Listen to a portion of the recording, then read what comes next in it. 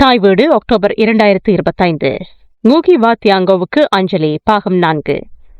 மொழிகளின் மொழியாக மொழிபெயர்ப்பு. எழுதியவர் தேனா ஞாலசீர்த்தி மீனலங்கோ. தொடக்க குறிப்புகள். ஒரு மொழியில் இருந்து இன்னொரு மொழிக்கு மொழிபெயர்க்கும் செயற்பாடானது பெரும்பாலும் இரண்டாம் நிலை தொழில்நுட்ப செயற்பாட்டாக கருதப்படுகிறது. இருப்பினும் ஆபிரிக்காவின் மிக முக்கியமான இலக்கிய மற்றும் அரசியல் சிந்தனையாளர்களில் ஒருவரான தியாங்கோ மொழிபெயர்ப்பை காலனித்துவ நீக்கம், படைப்பாற்றல் மற்றும் உலகளாவிய ஒற்றுமையின் மைய நடைமுறையாக மறுவடிவமைப்பதில் தனது வாழ்க்கையை செலவிட்டார். அவரது முக்கிய படைப்புகளான டீகொலனைசிங் த மைண்ட் முதல் அவரது சமீபத்திய த லாங்குவேஜ் ஆஃப் லாங்குவேஜஸ் வரை மொழிபெயர்ப்பு நடுநிலையானதோ புறம்பானதோ அல்ல என்று அவர் தொடர்ந்து வலியுறுத்தியுள்ளார். மாறாக இது அதிகார உறவுகளை மத்தியஸ்தம் செய்யும், கலாசார நினைவகத்தை பாதுகாக்கும் மற்றும் மொழியியல் மற்றும் கலாசார பிளவுகளுக்கு இடையே உரையாடலை செயற்படுத்தும் ஓர் அரசியல் செயலாகும்.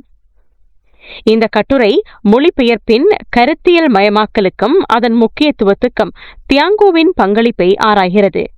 மொழி மற்றும் அதிகாரம் குறித்த அவரது பிரதிபலிப்புகள் மொழிபெயர்ப்புக்கான அவரது அணுகுமுறையை எவ்வாறு வடிவமைத்தன, அவரது சொந்த சுய மொழிபெயர்ப்பு நடைமுறை மொழிபெயர்ப்பின் படைப்பு திறனை எவ்வாறு வெளிச்சம் போட்டு காட்டியது, அவரது பிற்கால படைப்புகள் உலகளாவிய அனுபவங்கள் மற்றும் மொழியியல் சமத்துவத்தின் கருத்துக்களை எவ்வாறு வளர்த்தன என்பதை நோக்க முயல்கிறது. இவை அனைத்தையும் ஒன்றாக எடுத்துக்கொண்டால் தியாங்கோவின் எழுத்துகள் மொழிபெயர்ப்பை இலக்கிய ஆய்வுகளின் ஓரங்களில் இருந்து கலாசார, நீதி மற்றும் உலகளாவிய உரையாடலுக்கான போராட்டங்களின் மையமாக மாற்றுகின்றன என்பதை புரிந்து கொள்ளலாம்.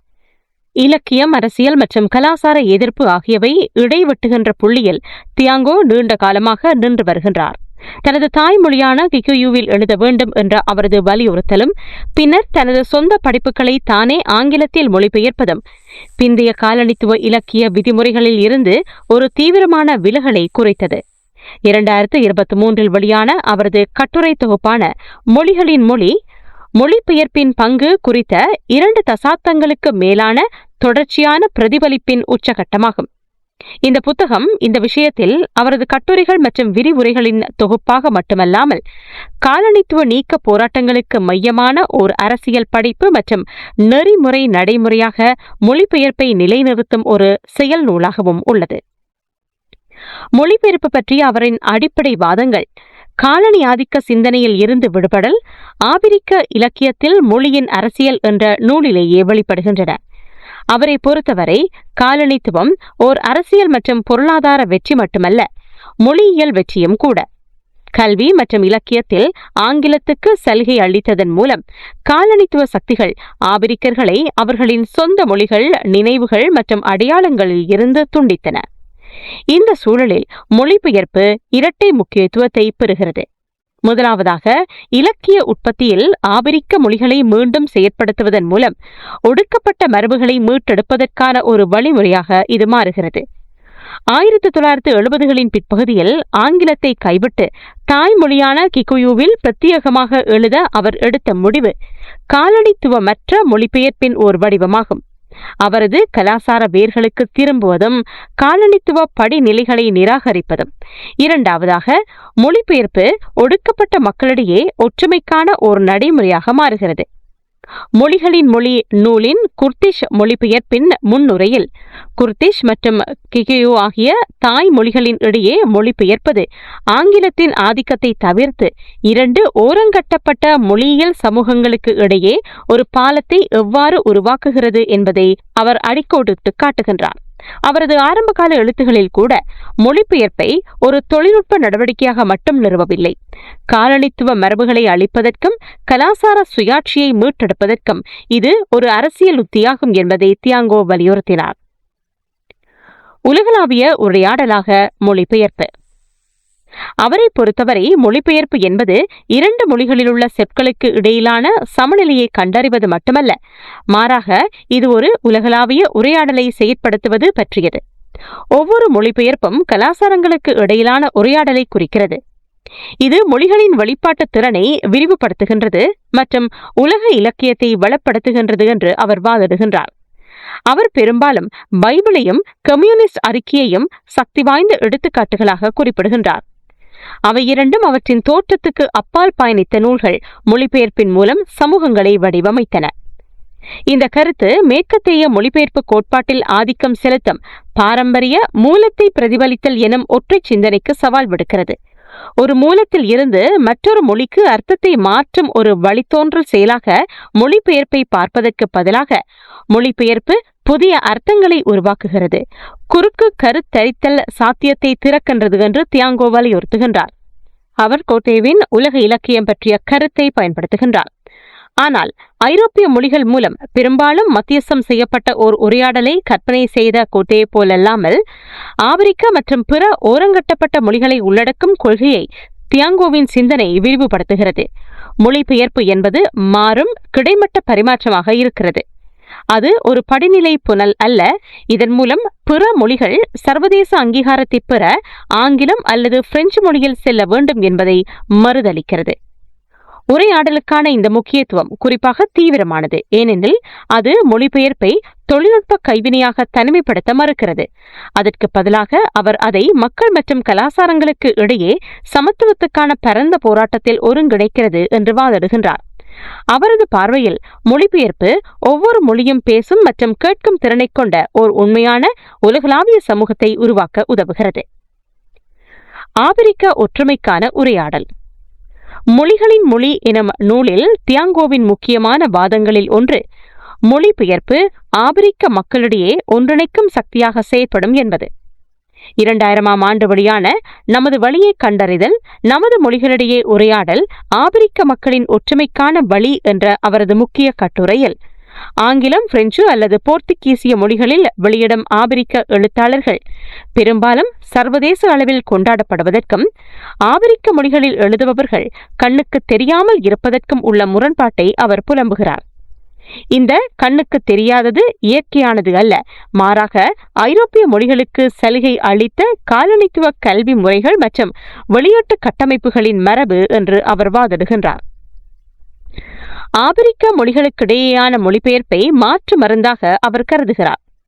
ஹவுசா இலக்கியம் சுவாகிலி மொழியில் கிடைத்தால் அல்லது கிகியு படைப்புகளை அம்ஹாரிக் மொழியில் படிக்க முடிந்தால் ஆப்பிரிக்க வாசகர்கள் ஐரோப்பிய மொழிகளின் மத்தியஸ்தம் இல்லாமல் ஒருவருக்கொருவர் அறிவுசார் மரபுகளை எதிர்கொள்ள முடியும். இத்தகைய மொழிபெயர்ப்பு பன்முகத்தன்மையை அளிக்காது, ஆனால் ஒற்றுமையை உருவாக்கும். ஆப்பிரிக்கர்கள் மொழியியல் எல்லைகளுக்கு அப்பால் தங்கள் பகிரப்பட்ட போராட்டங்கள் மற்றும் அபிலாஷைகளை அங்கீகரிக்க அனுமதிக்கிறது. தியாங்கோ மொழிபெயர்ப்பை கலாசார நடைமுறை மற்றும் அரசியல் திட்டமாக நிலைநிறுத்துகிறார். இது கண்ட சுய அங்கீகாரம் மற்றும் பன்முகத்தன்மையில் ஒற்றுமைக்கான முறையாக மாறுகிறது. அவ்வாறு செய்வதன் மூலம் அவர் ஆப்பிரிக்க கலாசார கொள்கை துறையில் நேரடியாக தலையிடுகின்றார். பூர்வீக மொழிகளிடையே மொழிபெயர்ப்பில் முதலீடு செய்ய தவறியது நவ காலனித்துவ பிளவுகளை நிலைநிறுத்தியுள்ளது என்று குறிப்பிடுகின்றார். காலனித்துவ மொழிகளால் உருவாக்கப்பட்ட அந்நியப்படுதல் பற்றிய ஃபனானின் எச்சரிக்கைகளை அவரது பார்வை நினைவுபடுத்துகிறது. ஆனால் தியாங்கோ நடைமுறை பாதையை வழங்குவதன் மூலம் ஃபனானின் சிந்தனைகளை விரிவுபடுத்துகிறார். கண்டத்தை ஒன்றாக இணைக்கக்கூடிய ஆப்பிரிக்காவுக்குள் மொழிபெயர்ப்புகளின் வலையமைப்பு ஒன்றின் அவசியத்தை அவர் முன்மொழிகின்றார். தானியங்கி மொழிபெயர்ப்பும் படைப்பின் மறுபிறப்பும். தியாங்கோவின் சொந்த வாழ்க்கை மொழிபெயர்ப்பின் சவால்கள் மற்றும் சாத்தியக்கூறுகளை எடுத்துக்காட்டுகிறது. 1970களின் பிற்பகுதியில் ஆங்கிலத்தை கைவிட்டு கிகுயுவில் பிரத்யேகமாக எழுதத் தொடங்கிய அவர் பின்னர் தனது சொந்த படைப்புகளை ஆங்கிலத்தில் மொழிபெயர்க்க தொடங்கினார். இந்த நடைமுறையை அவர் தானியங்கி மொழிபெயர்ப்பு என்று அழைக்கிறார். மொழிகளின் மொழி என்ற புத்தகத்தில் இந்த செயற்முறை எவ்வாறு இயந்திர இனப்பெருக்கம் அல்ல, மாறாக ஒரு படைப்பு மறுபிறப்பு என்பதை அவர் பிரதிபலிக்கின்றார். சைத்தானே முத்தரப்பா இனியை சிலுவையில் தொங்கும் சாத்தான் என்றும் மொரோகிவா ககோகோவை காகத்தின் வழிகாட்டி என்றும் ஆங்கிலத்தில் மொழிபெயர்த்த போது அவர் தனது கதைகளை புதிதாக மீண்டும் கற்பனை செய்வதை கண்டார். ஒரே மாதிரியான இரட்டையர்களாக இருப்பதற்கு பதிலாக ஆங்கிலம் மற்றும் கிகுயு பதிப்புகள் உடன்பிறப்புகளாக மாறின. ஒத்த ஆனால் தனித்துவமானவை, ஒவ்வொன்றும் அதன் சொந்த தாளம், சொற்றொடர்கள் மற்றும் அதிர்வுகளுடன். மொழிபெயர்ப்பை மொழிபெயர்ப்பாளர்களின் ஆன்மாவை சுமந்து செல்வதாக அவர் விவரிக்கிறார். அதாவது செயலுக்கு வெறும் நம்பகத்தன்மை அல்ல, கண்டுபிடிப்பு மற்றும் உணர்ச்சி முதலீடு தேவை என்பதை வலியுறுத்துகிறார். இந்த பிரதிபலிப்பு மொழிபெயர்ப்பு ஆய்வுகளுக்கு, குறிப்பாக ஆசிரியர்களின் நோக்கம் மற்றும் சமத்துவம் பற்றிய விவாதங்களுக்கு நுணுக்கத்தை சேர்க்கிறது. தியாங்கோவின் கட்டமைப்பில் தன்னை மொழிபெயர்த்துக் கொள்ளும் செயல் தூய்மை அல்லது அதிகாரத்தை உத்தரவாதம் செய்யாது. அது இன்னும் மாற்றத்தை உள்ளடக்கியது. அசல் மற்றும் மொழிபெயர்ப்பு ஆகியன ஒரு இயங்கியல் உறவில் நுழைகின்றன, ஒவ்வொன்றும் ஒன்றையொன்று வளப்படுத்துகின்றன. இவ்வாறு அவரது தனிப்பட்ட அனுபவங்கள் மொழிபெயர்ப்பு கோட்பாட்டுக்கு தனித்துவமான பங்களிப்பை செய்கின்றன. இது ஆசிரியர், மொழிபெயர்ப்பாளரின் தோற்றுவிப்பாளர் மற்றும் மறு உருவாக்குபவர் ஆகிய இரண்டின் இரட்டை பாத்திரத்தை முன்னறிவிக்கிறது. மொழிகள் பாலங்களாக, படிநிலைகளாக அல்ல. தியாங்கோவின் படைப்பில் மொழிகள் பாலங்களாக இருப்பது என்பது தொடர்ச்சியான உருவாகமாகும். இது படிநிலைகளாக அல்ல. சில மொழிகள் இயற்கையாகவே பெரியவை, மற்றவை சிறியவை என்ற பொதுவான கருத்தை அவர் நிராகரிக்கிறார். அவரை பொறுத்தவரை ஒவ்வொரு மொழியும் மனித படைப்பாற்றலின் நீர்த்தேக்கமாகும். அவை ஒவ்வொன்றும் தனித்துவமான கலாசார மனதின் பொக்கிஷங்களை சுமந்து செல்கிறது. இருப்பினும் காலனித்துவம் படிநிலைகளை நிறுவனமயமாக்குவதன் மூலம் இந்த சமத்துவ நிலப்பரப்பை சீர்குலைத்தது. ஐரோப்பிய மொழிகள் சக்தி, நவீனத்துவம் மற்றும் அறிவு ஆகியவற்றுடன் தொடர்புடையதாக மாறியது. அதே நேரத்தில் ஆபிரிக்க மொழிகள் உள்நாட்டு மற்றும் நாட்டுப்புற கதைகளுக்கு தள்ளப்பட்டன. மொழிபெயர்ப்பு பெரும்பாலும் இந்த ஏற்றத்தாழ்வை வலுப்படுத்தும் வழிகளில் பயன்படுத்தப்பட்டது. ஆபிரிக்க வாய்வழி மரபுகள் கல்வி நுகர்வுக்காக ஆங்கிலம் அல்லது பிரெஞ்சு மொழியில் மொழிபெயர்க்கப்பட்டன. ஆனால் அவை அரிதாகவே அவ்வாறு நிகழ்ந்தன. அதேவேளை அவை நேர்மாறான பலன்களையும் வழங்கின. மொழிகளின் மொழியில் தியாங்கோ இந்த மாதிரியை தலைகீழாக மாற்றுகிறார். மொழிபெயர்ப்பு ஜனநாயக ரீதியாக நடைமுறைப்படுத்தப்பட்டால் படிநிலைகளை அகற்றி மொழிகளுக்கிடையே சமத்துவத்தை உறுதிப்படுத்தும் ஒரு வழியாக மாறும். எனது கடவுள் உங்கள் கடவுளை விட உயர்ந்தவர் என்று அழைப்பது எப்படி தெய்வீக மாற்றமோ அதை போன்றதே மொழிகள் குறித்த ஒப்பிடும். கடவுளின் உவமை மொழிகளுக்கும் பொருந்தும் என்று அவர் வாதிட்டார். மொழியியல் பேரினவாதத்தின் அபத்தத்தை அவர் அம்பலப்படுத்துகிறார். மொழிகளை பாலங்களாக முன்வைப்பதன் மூலம் மொழிபெயர்ப்பின் நோக்கத்தை மறுபரிசீலனை செய்ய அறிஞர்கள் மற்றும் கொள்கை வகுப்பாளர்கள் இருவருக்கும் அவர் சவால் விடுக்கிறார். ஒரு மொழியை மற்றொரு மொழியை பலியாக கொடுத்து உயர்த்துவது அல்ல நாம் செய்ய வேண்டியது. மாறாக பரஸ்பர பரிமாற்றம் மற்றும் பரஸ்பரத்தை செயற்படுத்துவதே நாம் செய்ய வேண்டியது. உலகளாவிய பார்வை. மொழிபெயர்ப்பு குறித்த உலகளாவிய பார்வையை தியாங்கோ வெளிப்படுத்தி இருப்பது மிகவும் முக்கியமான தத்துவார்த்த பங்களிப்புகளில் ஒன்றாகும். ஒவ்வொரு மொழியும் கலாசாரமும் உலக அனுபவத்தின் செல்லுபடியாகும் மையமாக செயற்பட முடியும் என்று வாதிடுவதன் மூலம் மொழிபெயர்ப்புக்கு இந்த பார்வையை அவர் பயன்படுத்துகிறார். மொழிபெயர்ப்புடன் சந்திப்புகள் ஓர் உலகளாவிய பார்வை என்ற கட்டுரையில் மொழிபெயர்ப்பு ஒவ்வொரு மொழியையும் உலகளாவிய அறிவு தொகுப்புக்கு கருத்துக்களை பெறவும் பங்களிக்கவும் உதவுகின்றது என்று அவர் வாதிடுகிறார். உலகளாவிய மயமாக்கல் ஒரு கலாசார அல்லது மொழியில் மையத்தின் கருத்தை சீர்குலைத்து அதற்கு பதிலாக சுவாகிலி, பெங்காலி அல்லது செச்சுவா ஒவ்வொன்றும் உலகளாவிய பிரதிபலிப்புக்கான சாதகமான புள்ளியாக இருக்கக்கூடிய ஒரு பன்மைத்துவ உலகத்தை கற்பனை செய்கிறது. இந்த வாதம் மொழிபெயர்ப்பு ஆய்வுகளுக்கு ஆழமான தாக்கங்களை கொண்டுள்ளது. மொழிபெயர்ப்பை சுற்றளவில் இருந்து மையத்துக்கு ஆங்கிலம், பிரெஞ்சு அல்லது ஸ்பானிஷ் மொழிகளுக்கு நகர்த்துவதாக கற்பனை செய்யும் ஐரோப்பிய மைய முன்னுதாரணங்களில் இருந்து இது வேறுபடுகிறது. இந்த முயற்சிக்கு பதிலாக மொழிபெயர்ப்பு பல்திசை மையப்படுத்தப்பட்ட செயல்முறையாக மாறுகிறது. தியாங்கோ அது மொழியியல் ரீதியில் உறுதியான அடிப்படையை கொண்டதாக இருக்க வேண்டும் என்பதை உறுதியுடன் வலியுறுத்துகிறார். மொழிகளின் மொழி என்ற புத்தகத்தில் உள்ள மற்றொரு முக்கிய கருப்பொருள் ஒடுக்கப்பட்ட வரலாறுகள் மற்றும் தத்துவங்களை மீட்டெடுக்கும் மொழிபெயர்ப்பின் திறனாகும். இந்த தொகுதியில் சேர்க்கப்பட்டுள்ள மனதை காலனித்துவமாக்குதல் என்ற குர்திஷ் மொழிபெயர்ப்பின் முன்னுரையில் தியாங்கோ காலனித்துவத்தின் மிகவும் அழிவுகரமான ஆயுதம் அதன் மொழியின் மீதான கட்டுப்பாடு என்று வாதிடுகிறார். பாடசாலைகள், நிர்வாகங்கள் மற்றும் இலக்கியங்களில் ஐரோப்பிய மொழிகளை திணிப்பதன் மூலம் காலனித்துவ ஆட்சிகள் ஆபிரிக்கர்களின் தலைமுறைகளை அவர்களின் சொந்த அறிவுசார் மரபுகளில் இருந்து துண்டித்தன. இந்த சூழலில் மொழிபெயர்ப்பு என்பது எமை மறுசீரமைப்பை செய்யும் செயல்முறையாகும். இது ஒரு காலத்தில் அமைதியாக இருந்த கருத்துகள், கட்டுக்கதைகள் மற்றும் தத்துவங்களை மீண்டும் புழக்கத்தில் கொண்டுவர அனுமதிக்கிறது. எடுத்துக்காட்டாக, குர்திஷ் மொழியில் ஆபிரிக்க படைப்புகளை மொழிபெயர்ப்பது இரண்டு ஒடுக்கப்பட்ட மொழியியல் சமூகங்களை இணைப்பது மட்டுமல்லாமல் மொழியியல் ஏகாதிபத்தியத்துக்கு எதிரான ஒற்றுமையையும் நிரூபிக்கிறது. இங்கே மொழிபெயர்ப்பு ஓர் அரசியல் மீட்புச் செயலாக மாறுகிறது. காலனித்துவம் அளிக்க முயற்சித்ததை மீட்டெடுப்பது மற்றும் அடிமைப்படுத்தப்பட்ட மக்கள் பேரரசின் மத்தியஸ்தம் இல்லாமல் ஒருவருக்கொருவர் பேச முடியும் என்பதை உறுதி செய்வது. இந்த முக்கியத்துவம் மொழிபெயர்ப்பை நினைவக அரசியல் மற்றும் கலாசார உயிர்வாழ்வின் மையத்தில் வைக்கிறது. தியாங்கோவை பொறுத்தவரை மொழிபெயர்ப்பு என்பது காலனித்துவ நீக்கமாகும். இது சுருக்கமான அர்த்தத்தில் அல்லாமல் சமூகங்களை அவற்றின் வரலாறுகள் மற்றும் எதிர்காலங்களுடன் மீண்டும் இணைத்து வாழும் யதார்த்தத்தில் முக்கியமானது. பொக்கிஷங்களின் தீவு கூட்டம். உலக மொழிகளை விவரிக்க தியாங்கோ பெரும்பாலும் பொக்கிஷங்களின் தீவு கூட்டத்தின் உருவகத்தை பயன்படுத்துகிறார். ஒவ்வொரு மொழியும் ஒரு தீவு அதன் சொந்த விலை மதிப்பெற்ற பொருட்களை, வாய்மொழி மரபுகள், தத்துவங்கள், பாடல்கள் மற்றும் மொழி சொற்களை சுமந்து செல்கிறது. மொழிபெயர்ப்பு இந்த பொக்கிஷங்களை புழக்கத்தில் விட அனுமதிக்கும் பாத்திரம் என்று அவர் வாதிடுகிறார். அது தீவுகளை ஒன்றோடொன்று இணைக்கப்பட்ட தீவு கூட்டமாக இணைக்கிறது. இந்த உருவகம் கோதேவின் உலக இலக்கியம் பற்றிய பார்வையுடன் ஆழமாக எதிரொலிக்கிறது. ஆனால் ஒரு முக்கிய விஷயத்தில் வேறுபடுகிறது. கோதே ஐரோப்பிய முக்கிய தரகராக கற்பனை செய்த இடத்தில் சிறிய அல்லது ஓரங்காட்டப்பட்ட மொழிகளின் பொக்கிஷங்கள் குறைவான முக்கியத்துவம் வாய்ந்தவை அல்ல என்று தியாங்கோ வலியுறுத்துகிறார். உண்மையில் மனித குலத்தின் அறிவுசார் பன்முகத்தன்மையின் உயிர் வாழ்வு இந்த பொக்கிஷங்களை உரையாடலுக்கு கொண்டுவரும் மொழிபெயர்ப்பின் திறனை பொறுத்தது என்று அவர் கூறுகிறார்.